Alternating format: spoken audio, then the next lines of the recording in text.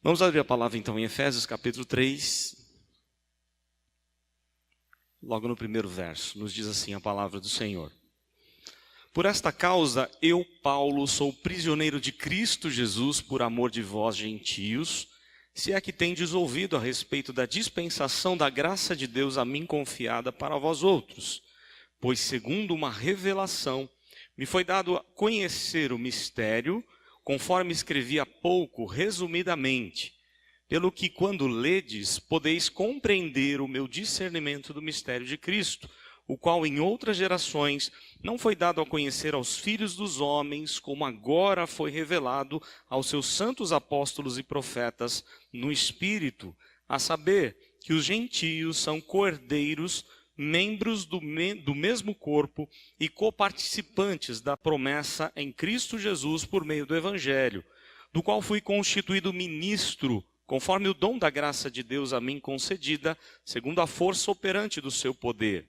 A mim, o menor de todos os santos, me foi dada esta graça de pregar aos gentios o evangelho das insondáveis riquezas de Cristo e manifestar qual seja a dispensação do mistério desde os séculos oculto em Deus, que criou todas as coisas, para que pela igreja a multiforme sabedoria de Deus se torne conhecida agora dos principados e potestades nos lugares celestiais, segundo o eterno propósito que estabeleceu em Cristo Jesus, nosso Senhor, pelo qual temos ousadia e acesso com confiança, mediante a fé nele. Portanto, vos peço que não desfaleçais nas minhas tribulações por vós, pois nisso está a vossa glória. Por esta causa me ponho de joelhos diante do Pai, de quem toma o nome toda a família, tanto no céu como sobre a terra, para que, segundo a riqueza da sua glória, vos conceda que sejais fortalecidos com poder, mediante o seu Espírito no homem interior, e assim habite Cristo no vosso coração, pela fé, estando vós arraigados e alicerçados em amor, a fim de poderes compreender com todos os santos qual é a largura e o comprimento e a altura e a profundidade, e conhecer o amor de Cristo, que excede todo o entendimento, para que sejais tomados de toda a plenitude de Deus. Ora, aquele que é poderoso para fazer infinitamente mais do que tudo quanto pedimos ou pensamos, conforme o seu poder que opera em nós, a ele seja a glória na igreja, em Cristo Jesus, por todas as gerações, para todo sempre. Amém. Oremos mais uma vez. Ó Deus, pedimos que o Senhor ilumine a nossa mente, o nosso coração, porque Tu sabes que nós somos tão fracos, limitados, afetados pelo pecado, e por tudo isso nós não conseguimos entender essa palavra que é tão santa, tão pura, mas ela é poderosa também para nos tornar santos, para nos santificar, conforme a oração de Cristo, Teu Filho, por nós, quando um dia orou ao Senhor, dizendo: santifica-os na verdade, a Tua palavra é a verdade. Muito obrigado, porque o Senhor deixou essas escrituras tão sagradas, tão abençoadoras. Muita gente morreu para que essa palavra chegasse até nós. Por isso te damos graças, porque aprove ao Senhor preservar esse texto e assim, ó Deus, impactar o nosso coração. Por isso pedimos que o Senhor fale com poder ao nosso coração, por meio da Tua palavra, na ação do Teu Santo Espírito. Oramos em nome de Jesus. Amém. Eu compartilhei algumas vezes já com a igreja. Eu creio que uns 3 anos atrás, mais ou menos, eu li um livro do D.A. Carson, e que sem dúvida é um dos livros que mais impactou a minha vida. O livro é um chamado à reforma espiritual. Esse livro foi traduzido para o Brasil, ou para o português, pensando nos 500 anos da Reforma Protestante. Na verdade, é uma mensagem que ele pregou num acampamento de jovens lá nos Estados Unidos em 1991.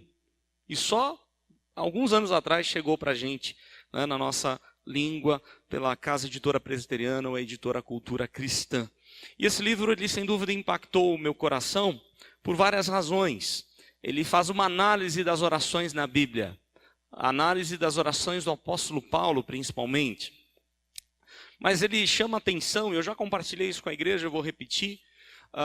Ele chama atenção porque ele começa fazendo uma pergunta. E a pergunta de Carson é: qual a maior necessidade da igreja hoje? Da igreja ocidental, da igreja atual? E ele vai dando algumas razões ou algumas necessidades. Ele começa a falar, por exemplo, santidade. Ele até aponta a santidade nas diversas áreas é uma das grandes necessidades da igreja hoje. Mas aí ele chega numa conclusão, mas essa ainda não é a maior de todas. E aí ele vai seguindo uma outra, ou uma lista com várias necessidades. Ele vai falar, por exemplo, da evangelização. E ele começa a demonstrar que evangelização é uma grande necessidade da igreja hoje. Mas ele conclui dizendo, não é a maior delas. E ele vai seguindo com outros assuntos. O culto, a adoração, ou a excelência no culto e na adoração a Deus é uma grande necessidade. As igrejas deveriam buscar essa excelência, mas segundo Carson, essa não é a maior de todas as nossas necessidades. Ele vai falar sobre integridade, generosidade na questão financeira.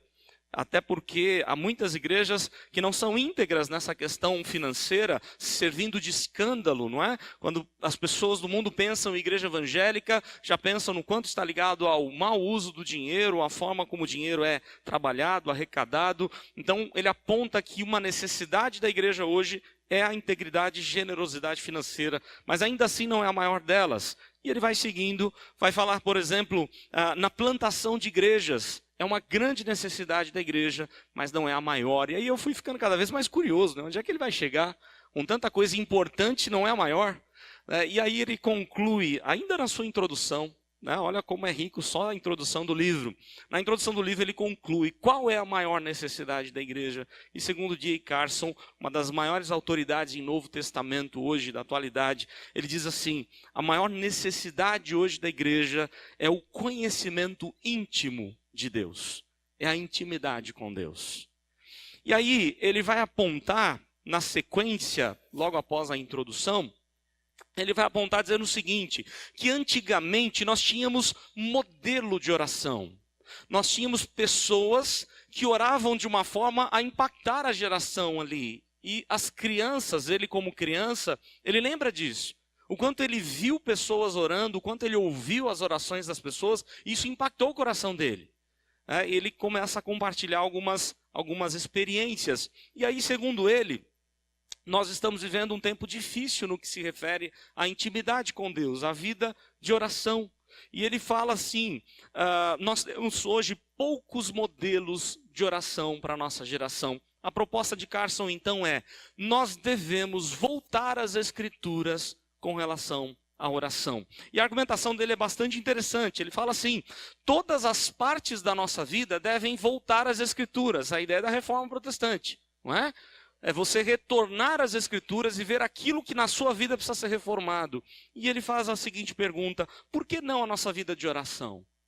Será que nós não podemos e não devemos voltar às Escrituras e estudar como os servos de Deus oravam na Bíblia? E eu achei muito interessante a proposta dele, aliás, essa é a proposta do livro, chamado A Reforma Espiritual, quando ele faz algumas análises das orações na Bíblia. O texto vai falar de uma das mais belas orações do apóstolo Paulo. Aliás, Paulo era o que mais conhecia profundamente a Deus, a questões tão difíceis, a mistérios, que ele mesmo diz no texto que ele escreveu resumidamente, olha só. O resumo é cheio de detalhes, né? Tanto que a gente não consegue nem entender o que ele escreveu direito, de tantos detalhes, de tantos mistérios.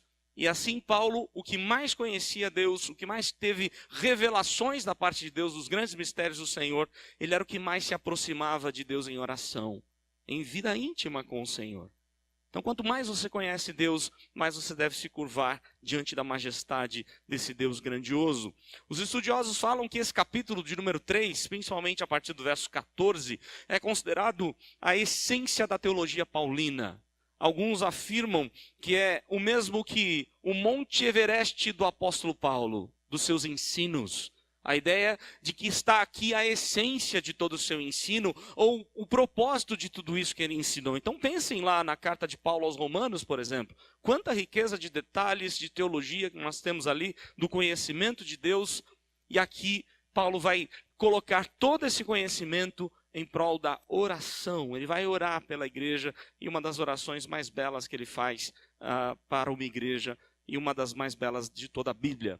O texto é muito rico e não tenho a pretensão de seguir versículo por versículo, nós ficaríamos muito tempo fazendo isso. Nós precisamos seguir, temos ainda vários capítulos, e a partir do capítulo 4 começa a ficar muito mais prático para nós. Então eu gostaria de gastar um pouco, investir um pouco mais de tempo com a igreja a partir do capítulo 4, ou nas próximas semanas, porque é algo muito mais prático para a nossa vida, dá para aplicar de uma forma assim bem interessante para todas as áreas da nossa vida.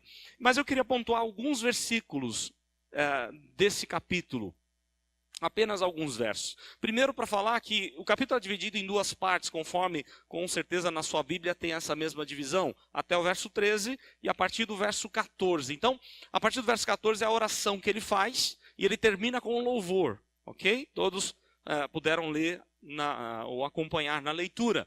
Do primeiro verso até o verso 13, ele começa a falar dos mistérios de Deus com respeito aos gentios.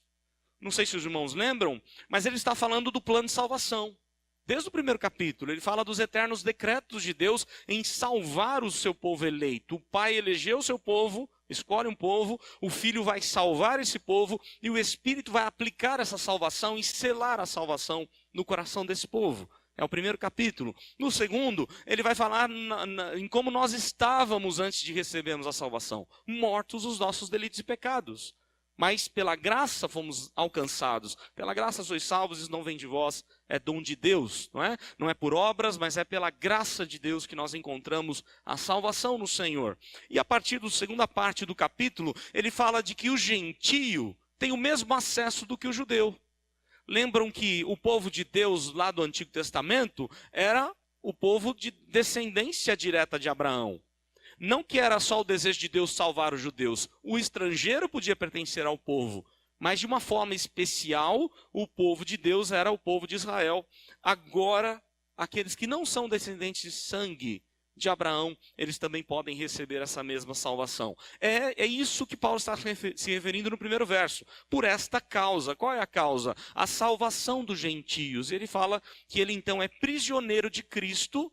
Por quê? Porque ele resolveu pregar o evangelho a todo mundo, invadir o mundo com a pregação da palavra de Deus. E ele vai falar desses grandes mistérios de Deus, e como eu disse, não é a minha pretensão seguir versículo por versículo. Eu queria apenas pontuar, nessa primeira parte, 2 versos, ou 2 expressões que são usadas por Paulo, uma no verso 8, outra no verso de número 9, ou 10.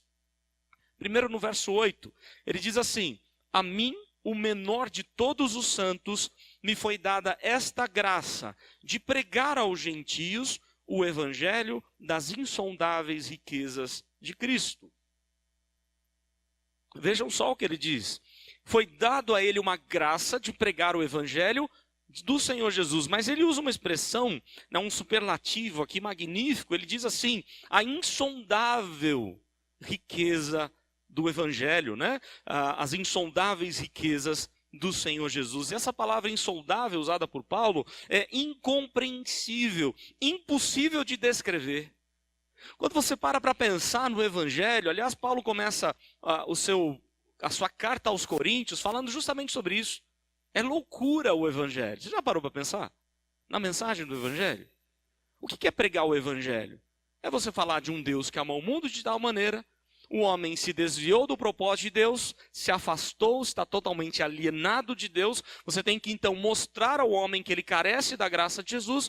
Deus envia o seu único filho para morrer na cruz, no nosso lugar, para pagar a dívida do nosso pecado, para nos reconciliar com Deus. E a partir disso a gente tem a vida eterna em Cristo Jesus. Ele fala assim, lá aos Coríntios: isso é loucura. É coisa de louco, não é?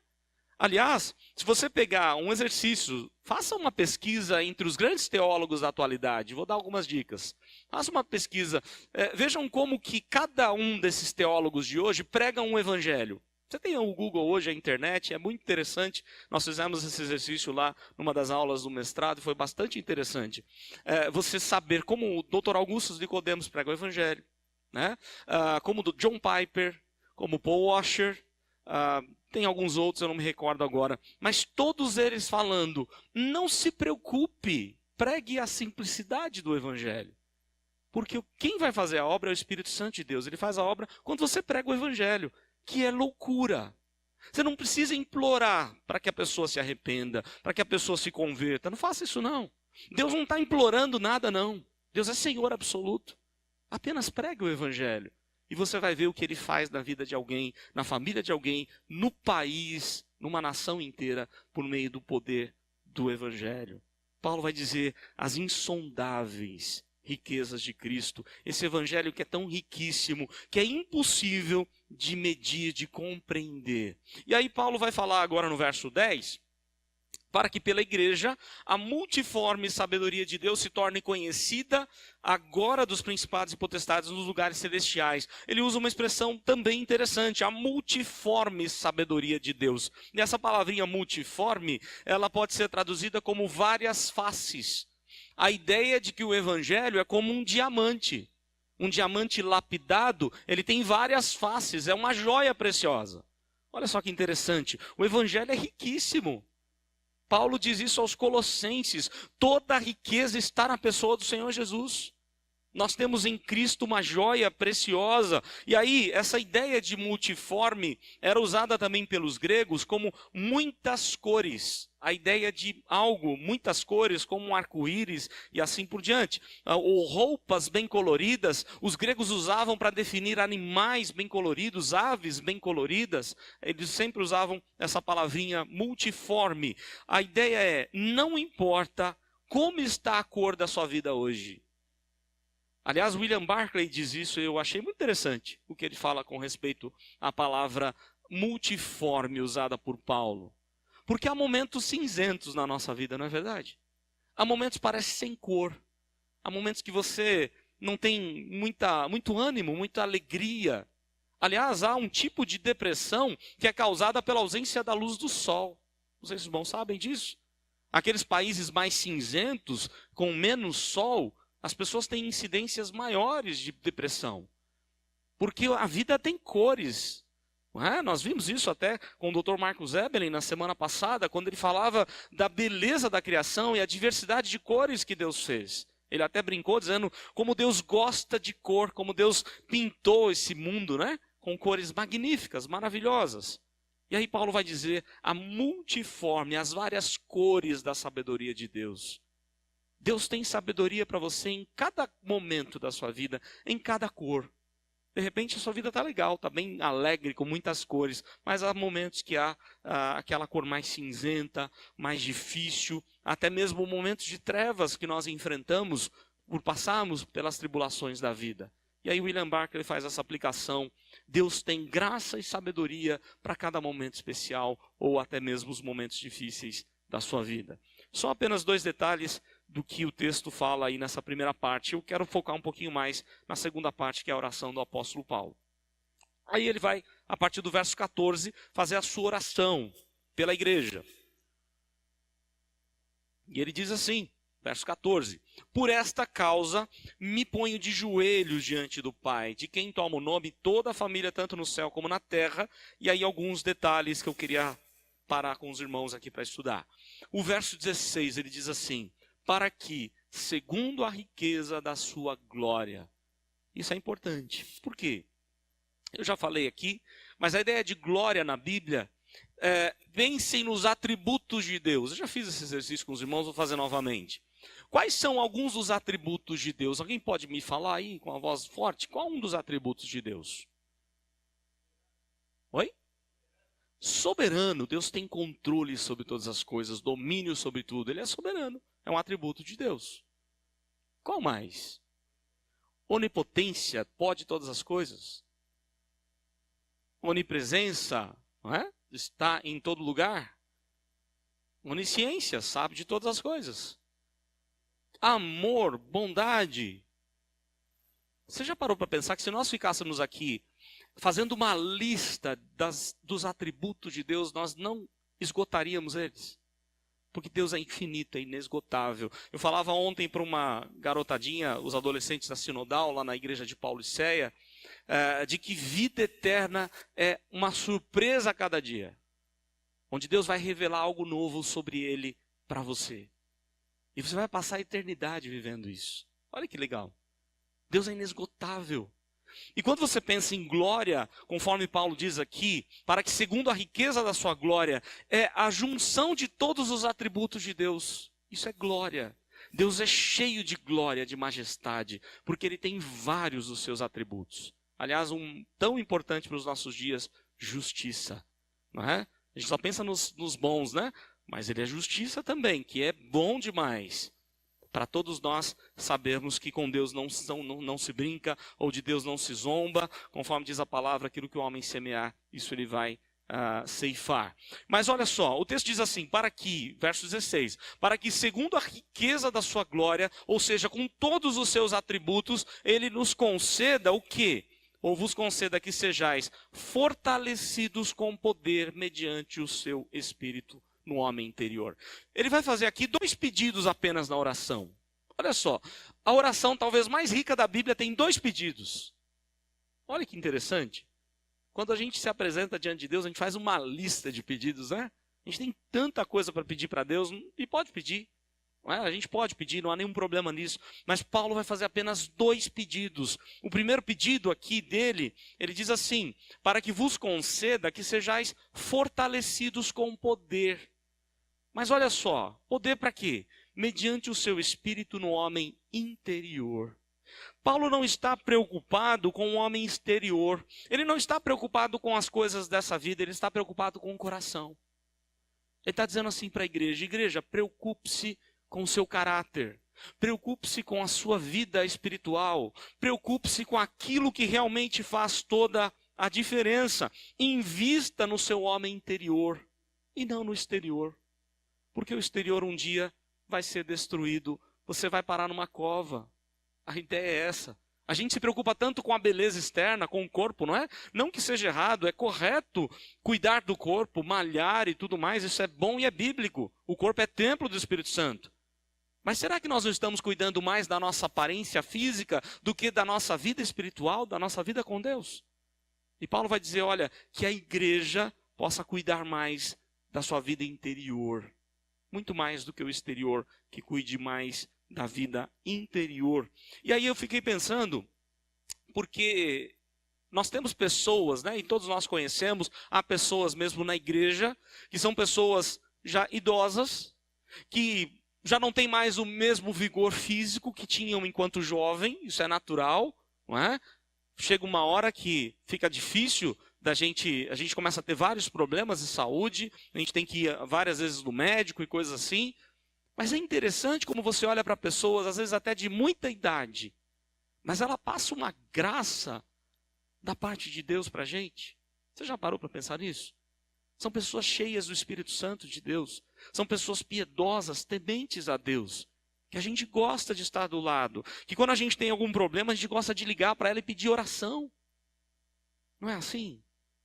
Porque são pessoas que estão cuidando mais da sua vida espiritual, do seu coração, do seu caráter, da sua vida piedosa com Deus. E é o que Paulo está dizendo, nós temos que deixar um pouco a preocupação dessa vida para cuidar um pouco mais do nosso interior. E ele vai usar expressões fortes para dizer assim, ó, que toda a riqueza da glória de Deus, ele nos concede o quê? Força, fortalecidos com poder, mediante o Espírito no homem interior. É o primeiro pedido do apóstolo Paulo. Aí ele vai falar assim, e assim habite ricamente, ou habite Cristo no vosso coração, pela fé, estando vós arraigados e alicerçados em amor. Ainda dentro desse pedido, olha o que ele está dizendo, olha a proposta de Paulo, é muito interessante. Por que a gente tem que cuidar da nossa vida interior? Porque Cristo vai habitar no nosso coração. Olha só. E se Cristo vai habitar no nosso coração, algumas coisas precisam melhorar, você não acha não? Ou está tudo bem? Pense um pouquinho, como está a casa do seu coração, a sua vida para Jesus habitar? Será que Jesus está agradando? É um lugar agradável, confortável? Alguém gosta de morar num lugar desconfortável, desajustado, desorganizado? Todos nós gostamos, né, de conforto, não é isso? Todos nós gostamos de uma casa, não precisa de luxo, mas uma casa em que você vai chegar em casa e vai descansar. Você vai ter um momento gostoso com a sua família, não é verdade? Todos nós gostamos. E aí, é interessante, porque quando Jesus entra no nosso coração, tem um monte de entulho para ele tirar do caminho. E ele começa a fazer a limpeza. Tem, por exemplo, muita coisa para ser limpa. Tem paredes para limpar, pintar. Tem que mudar as coisas de lugar. Não do seu jeito, mas do jeito de Jesus. É o que ele está dizendo, né? Tornar o ambiente agradável para Cristo. É isso que ele está dizendo no verso 17. Assim habite Cristo no vosso coração pela fé, estando vós arraigados e alicerçados em amor. Como é que Cristo está habitando no seu coração? De qualquer jeito, de uma forma agradável? Ou quem sabe está agradável só para você? Você só está satisfazendo os seus desejos. E aí o segundo pedido de Paulo é que nós conheçamos, né, o amor de Cristo. Mas não só um pouquinho do amor de Cristo. Olha o que ele diz no verso 18. A fim de poderes compreender com todos os santos qual é a largura, o comprimento, a altura e a profundidade, e conhecer o amor de Cristo que excede todo o entendimento. Ele usa vários paralelos aqui. Ele vai falar largura, comprimento, altura e profundidade, para dizer que Jesus tem que preencher o todo da nossa vida. E nós temos que conhecê-lo de maneira plena, não só um pouquinho. Você não pode se contentar com um pouco que você conhece de Deus. A Bíblia existe para você se aprofundar nesse conhecimento, para você conhecer cada dia mais sobre Deus, conhecer esse amor que excede todo entendimento, olha só, para que sejais tomados de toda a plenitude de Deus. Algumas coisas são bem relevantes aqui no texto, porque o texto não está ensinando sobre o amor seu por Deus. Ele não está dizendo assim, que nós cresçamos em amor a Deus. Não que isso seja errado, isso está na Bíblia em vários lugares, né? A gente tem que amar Deus acima de todas as coisas, lembram disso? O resumo de Jesus dos mandamentos. Amar a Deus acima de todas as coisas. Mas não é esse o foco de Paulo aqui. O foco de Paulo é o contrário, ele diz assim, é para você compreender o amor de Deus por você. Será que a gente compreende mesmo o amor de Deus por nós? Quando a gente perde alguém querido, ou quando a gente vê alguém querido nosso, da família, sofrendo num leito de enfermidade, será que a gente realmente compreende que Deus os ama? Que Deus está presente, que Deus vai fazer o melhor? Que Deus é soberano, como nós acabamos de falar? Ele tem controle de todas as coisas. E que Ele foi capaz de dar o único filho para morrer no nosso lugar. Paulo vai falar isso lá aos Romanos, né? Romanos 5. Deus prova o seu amor para conosco, pelo fato de ter Cristo sido enviado para morrer no nosso lugar. John Stott, ele tem uma frase dele que eu quero compartilhar com a igreja, que ele fala assim, o único jeito de você conhecer todo esse amor de Deus sobre você, sabe qual é? Ele fala assim, é necessário todo o povo de Deus para entender todo o amor de Deus.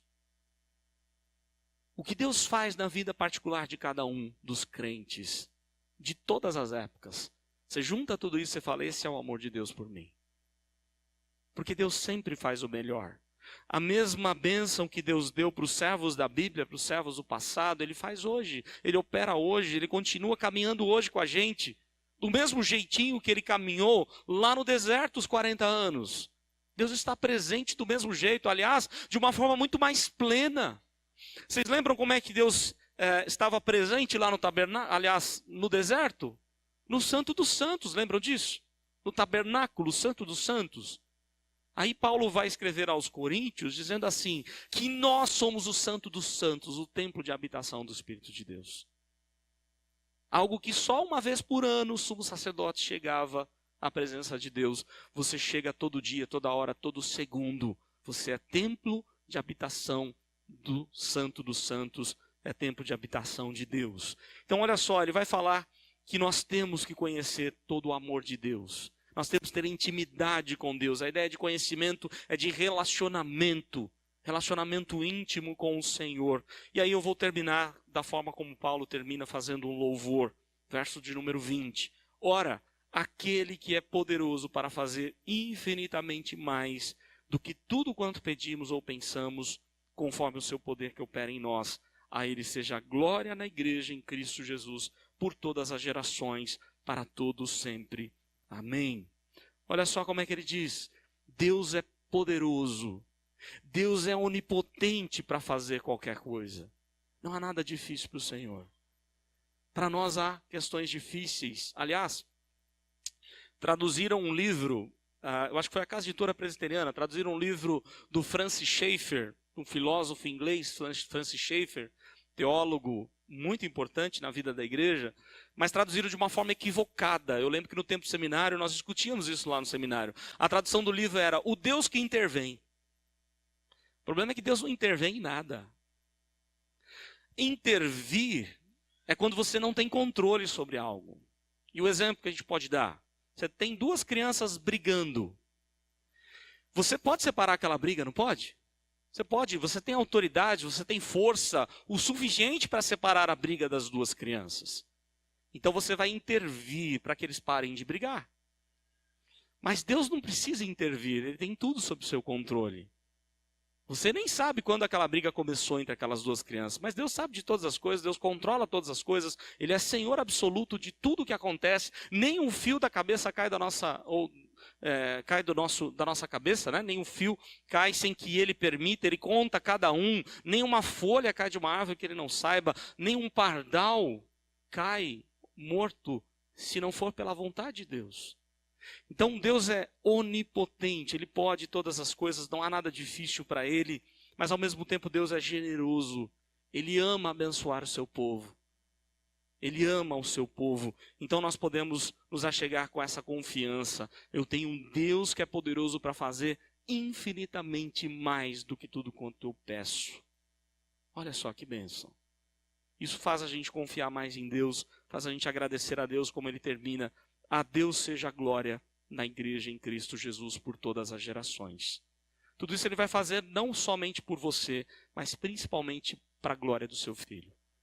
Que Deus nos ajude a confiar nesse Senhor, a ter uma vida mais íntima de oração, a confiar e saber que Ele atende, Ele está pronto a nos ouvir.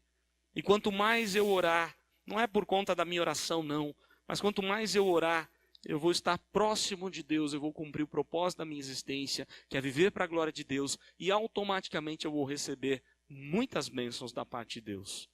Que Deus incline o nosso coração para uma vida de maior intimidade com Ele.